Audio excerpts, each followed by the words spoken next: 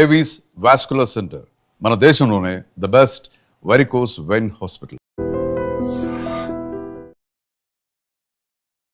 అందరికీ నమస్కారం. Welcome to I dream. నేను మీ ఝాన్సీ. ప్రతి నెల కూడా మీకోసం ఎన్నో ఆయుర్వేద చిట్కాలు మీకు అందిస్తున్నాం. ఈరోజు కూడా వంటింటి చిట్కాలకు కేర్ ఆఫ్ అడ్రస్ అయిన చిట్టిబొట్ల మధుసూదన్ శర్మ గారు మనతో ఉన్నారు. నరాల బలహీనత ఈ వ్యాధి గురించి కొన్ని వందల వీడియోస్ యూట్యూబ్లో ఉంటున్నాయి. నరాల బలహీనత సమస్యతో చాలామంది బాధపడుతున్నారు. దానికి ఇంట్లోనే చక్కగా చేసుకోవాల్సిన రెమెడీస్ ఏంటో ఈరోజు తెలుసుకుందాం. నమస్తే సార్. నమస్తే. ఎలా ఉన్నారు సార్? మీరు ఎలా ఉన్నారు? బాగున్నాను సార్. సార్, నరాల బలహీనత అనేది ఈ మధ్య కాలంలో చాలా ఎక్కువ మందికి వస్తుంది. మనం తీసుకునే ఫుడ్ హ్యాబిట్స్ వల్ల, మన లైఫ్ స్టైల్ వల్ల ఒంట్లో పట్టుత్వం లేకుండా పోతుంది. వీక్ అయిపోతున్నారు, ఏ వర్క్ చేసుకోలేకపోతున్నారు. ఈవెన్ యంగ్ ఏజ్లో ఉన్న వాళ్ళు కూడా 30sలో కూడా ఈ ప్రాబ్లం ఫేస్ చేస్తున్నారు. సో దీనికి మన ఇంట్లో చేసుకోగలిగే ఏదైనా మంచి చిట్కా ఉంటే ఈరోజు మా కోసం చెప్పండి. మనసుంటే మార్గం ఉందమ్మా. సో ఆ సమస్య నుంచి బయటపడాలంటే మార్గాలు అనేకం ఉన్నాయమ్మా.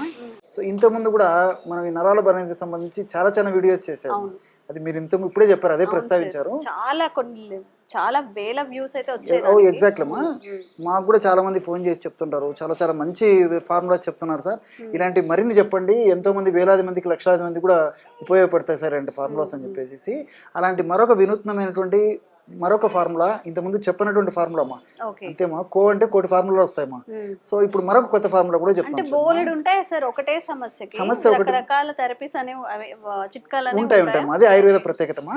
సో సమస్య ఒకటైనప్పటికీ వేలాది లక్షలాది చిట్కాలు ఉంటాయమ్మా. సో మనం ఏ చిట్కా వాడినా ఇంచుమించు అన్ని బ్రహ్మాండంగా పనిచేస్తాయి. అలాంటి వాటిలో ఇప్పుడు నేను చెప్పబోయేది కూడా చాలా అద్భుతంగా పనిచేస్తున్నామా. సో నరాల బలహీనత, దీన్నే నర్వస్ వీక్నెస్ అంటారమ్మా. కొంతమందికి ఈ నరాల బలహీనత షుగర్ వ్యాధి ఉన్నప్పుడు కానీ, లేకపోతే ఓవర్ వెయిట్ ఉన్నప్పుడు కానీ, లేకపోతే బీపీ లాంటి సమస్యలు ఉన్నప్పుడు కానీ, ఇలాంటి వాటి వల్ల కొంతమందికి కలుగుతుంటుంది.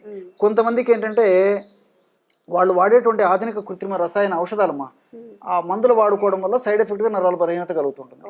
కొంతమందికి ఎలాంటి సమస్య ఉండదమ్మా, డాక్టర్ గారి దగ్గరికి వెళ్తారు, పరీక్షలు చేయించుకుంటారు, తర్వాత రిపోర్ట్స్ అన్ని నార్మల్గా ఉంటాయి. కానీ వీళ్ళకి మాత్రం అంతుపట్టని, అంతు చిక్కని నీరసము, నిస్త్రాణ, బలహీనత ఉండదమ్మా, నరాల వీక్నెస్ ఉంటుంది. సో పరీక్షలు నార్మల్గా ఉంటాయి, వీళ్ళు మాత్రం సఫర్ అవుతుంటారు. ఇట్లా కొంతమందికి హార్మోనల్ ఇంబ్యాలెన్సెస్ వల్ల ఈ నరాల బలహీనత కలుగుతుంటుంది. ఈ విధంగా కారణాలు కొన్నిటికి స్పష్టంగా చెప్పగలిగితే, కొందరికి ఎలాంటి స్పష్టమైన కారణం లేకుండా కూడా ఈ నరాల బలహీనత వస్తూ ఉంటుంది. ఏది ఏమైనప్పటికీ నేను చెప్పినటువంటి ఫార్ములా ద్వారా వాళ్ళకు ఉన్నటువంటి నరాల బలహీనత సమస్యకి చాలా త్వరగా, శీఘ్రంగా, సత్వరమే, వెంటనే ఇప్పుడు మనం చెప్పుకోబోయేటువంటి ఔషధం పరిష్కారం చూపిస్తున్నామా. చాలా మందికి తెలియదు, ఇంతకుముందే చెప్పాను కదమ్మా, సూక్ష్మంలో మోక్షం. ఔషధాలు తెలిసిన తర్వాత మరి నిజంగా ఇంత ప్రభావం ఉందని చెప్పేసి అనుకుంటామమ్మా. నిజంగా అది వాడి చూసి, అనుభవించి, దాని యొక్క ఫలితాన్ని పొందిన తర్వాతనే ఆ యొక్క ఫీడ్బ్యాక్ను మీరు అడిగారు కాబట్టి మన ప్రేక్షకులు కూడా నేను చెప్పడం జరుగుతుందమ్మా. సో దీనికి కావాల్సిన పదార్థాలు మూడమ్మా. మొట్టమొదటిది అశ్వగంధ చూర్ణం అమ్మా. సో అన్ని కూడా ఇక్కడ ఉన్నాయమ్మా. అశ్వగంధమ్మా. సో అశ్వగంధ చూర్ణం ఈ నరాల బలహీనత తగ్గేదానికి చాలా అద్భుతంగా పనిచేస్తుందమ్మా. పరిశోధనలో కూడా ఈ విషయం నిరూపితమైందమ్మా. ఎలాగంటే ఈ అశ్వగంధలో గ్లైకో అమైనో గ్లైకాన్స్ అని చెప్పేసి రసాయన పదార్థాలు ఉంటాయమ్మా. సైంటిఫిక్ కూడా నేను చెప్తాను చూడండి.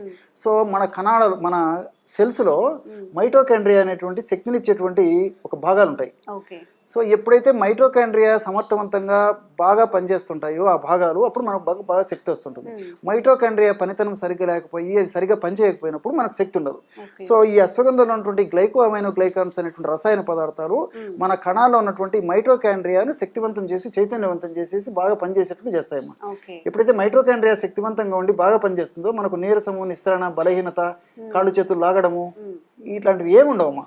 అది దీని యొక్క ప్రత్యేకత. సో అశ్వగంధ చూర్ణం ఒక 100 గ్రాములు తీసుకోవాలి. ఇవన్నీ కూడా మనకు మార్కెట్లో దొరుకుతాయమ్మా. రెండవది దాల్చిన చెక్క చూర్ణం తల్లి. సో ఈ దాల్చిన చెక్క మంచి క్వాలిటీ తెచ్చుకోవాలమ్మా. సో ఈ దాల్చిన చెక్క మందంగా ఉండి మెలికలు తిరిగినటువంటి దాల్చిన చెక్క చాలా మంచిదమ్మా. మనకు డిపార్ట్మెంటల్ స్టోర్స్ కూడా దొరుకుతుంది. అలాంటి దాల్చిన చెక్కను తెచ్చుకొని దంచి పౌడర్ చేసేసి ఒక 10 గ్రాములు మాత్రమే తీసుకోవాలి. దాల్చిన చెక్కలో ఉన్నటువంటి సినమాల్డిహైడ్, సిసమిన్ ఇలాంటివన్నీ కూడా నేను చెప్పినట్లు ఈ మైటోకాండ్రియా పెరిగేదానికి ఉపయోగపడుతుంది. అదేవిధంగా బ్లడ్ సర్క్యులేషన్కి ఉపయోగపడుతుంది, నరాలకు శక్తివంతం చేసేందుకు ఉపయోగపడుతుంది అమ్మా, ఉన్నటువంటి వ్యాధులు తగ్గించేందుకు ఉపయోగపడుతుంది. దాల్చిన చెక్క కూడా చాలా వాటికి వాడుతుంటారు అమ్మా. సో ఈ దాల్చిన చెక్క పొడి ఒక 10 గ్రాములు వాడితే సరిపోతుంది. మూడవ పదార్థంగా జాజికాయలమ్మా. జాజికాయలు చాలా సువాసన భరితంగా ఉంటాయమ్మా. ఆహార పదార్థాల వంటకాల తయారీలో సువాసన ద్రవ్యంగా కూడా ఈ జాజికాయను వాడుతుంటారు, కిల్లీలలో జాజికాయను వాడుతుంటారు. సో దీని పేరే మెరిస్టికా ఫ్రాగ్రెన్స్ అమ్మా. సో అన్య భాషలో ఫ్రాగ్రాన్ అంటే సువాసన అనేటువంటి అర్థం. సువాసన భరితమైనటువంటి ఔషధ గుణాలు ప్రకృతి మాత నిక్షిప్తీకరించి మనకు ప్రసాదించడం చేత దీన్ని మెరిస్టికా ఫ్రాగ్రెన్స్ అని చెప్పేసి కూడా ఫారిన్ వాళ్ళు కూడా చెప్పడం జరిగింది. ఇది దీని యొక్క ప్రత్యేకత. ఇది కూడా ఈ నరాలను శక్తివంతం చేసి చైతన్యవంతం చేసి నీరసం నిత్రాణ బలహీనత లేకుండా చేసేందుకు బడలిక లేకుండా చేసేందుకు చాలా అద్భుతంగా పనిచేస్తుందమ్మా. జాజికాయ, దాల్చిన చెక్క, అశ్వగంధ అంతేమ్మా, కేవలం 3 పదార్థాలు. ఈ యొక్క జాజికాయ పొడి కూడా 10 గ్రాములు. ఈ 3 ఈక్వల్ క్వాంటిటీస్ కదా సార్? జాజికాయ, దాల్చిన చెక్క 10 గ్రామ్స్, ఈ క్వాంటిటీ 100 గ్రామ్స్ 100 గ్రామ్స్ కి 10 గ్రామ్స్ మాత్రమే తీసుకోవాలి. ఎగ్జాక్ట్లీ అశ్వగంధ మెయిన్ రోల్ అమ్మా. అందుకే దాని గురించి నేను ఫస్ట్ స్ట్రెస్ చేసి చెప్పాను. సో ఈ 3 పదార్థాలు కలపడం వల్ల బ్రహ్మాండమైనటువంటి ఔషధము వీక్నెస్ తగ్గించడానికి రెడీ అయిపోయింది. ఏ కారణాల వల్ల బలహీనత వచ్చినప్పటికీ ఇప్పుడు మనం చెప్పినటువంటి ఔషధం చాలా అద్భుతంగా గన్ షాట్ గా శీఘ్రంగా సత్వరమే పనిచేస్తున్నాం. అందులో ఔషధ గుణాలు ప్రకృతి మాత ఆ విధంగా నిక్షిప్తీకరించడం జరిగింది. సో ఈ విధంగా తయారు చేసుకున్నటువంటి ఔషధాన్ని ఒక గాజు సీసాలో నిల్వ ఉంచుకొని రోజు ఒక్కసారి, దీనికి టైం అంటూ లేదమ్మా, ఉదయం తీసుకోవచ్చు, సాయంత్రం తీసుకోవచ్చు, రాత్రి తీసుకోవచ్చు, ఏదో ఒక టైంలో ఒక 100 ml గోరువెచ్చని పాలల్లో 1/2 టీ స్పూన్ యొక్క పౌడర్ కలిపి తీసుకోవచ్చు. లేకపోతే అది సాధ్యం కాదు, కొంతమంది పాలు వాడుకోరు, అలాంటప్పుడు వాటర్లో కలుపుకొని తీసుకోవచ్చు. కొంతమందికి టేస్ట్ ఉండాలంటారు, అలాంటి వాళ్ళు పాలతో తేనెతో తీసుకోవచ్చు. కాబట్టి ఏ పద్ధతులు తీసుకున్నప్పటికీ దీంట్లో ఔషధ గుణాలు మాత్రం చాలా అద్భుతంగా పనిచేస్తాయి. అది యొక్క ఔషధ యొక్క ప్రత్యేకత. ఎలా తీసుకోవాలి సార్? క్వాంటిటీ డైలీ తీసుకోవాలా, డే బై డే? డైలీ తీసుకుంటే మంచిదమ్మా. కాబట్టి కొన్నాళ్ళ పాటు డైలీ తీసుకొని కనీసం ఒక 1 month కానీ 40 days కానీ ఒక మండలం తర్వాత అవసరాన్ని బట్టేసేసి వారంలో 2 సార్లు కానీ, వారంలో 3 సార్లు కానీ, వారంలో 1 సారి కానీ పరిస్థితిని బట్టి తీసుకుంటుంటే సరిపోతుంది. అయితే మనకి అన్ని కూడా విరివిగా దొరుకుతాయి. ఒక్క అశ్వగంధానే మనం ఎక్కువగా ఇంట్లో యూజ్ చేయము, బట్ ఇవి ఏదైనా ఆయుర్వేదిక్ స్టోర్స్ లో దొరుకుతాయి కదా సార్? దొరుకుతుంది. ఇంకొకటి కూడా ఇక్కడ మనం మరొక విషయం కూడా తెలుసుకోవాలమ్మా.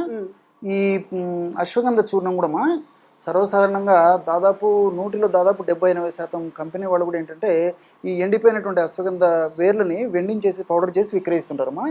కానీ కొన్ని కంపెనీల వాళ్ళు మాత్రం దీన్ని శుద్ధి కూడా చేసి అమ్ముతుంటారమ్మా. అంటే అశ్వగంధ శుద్ధి అని చెప్పేసి అంటారు.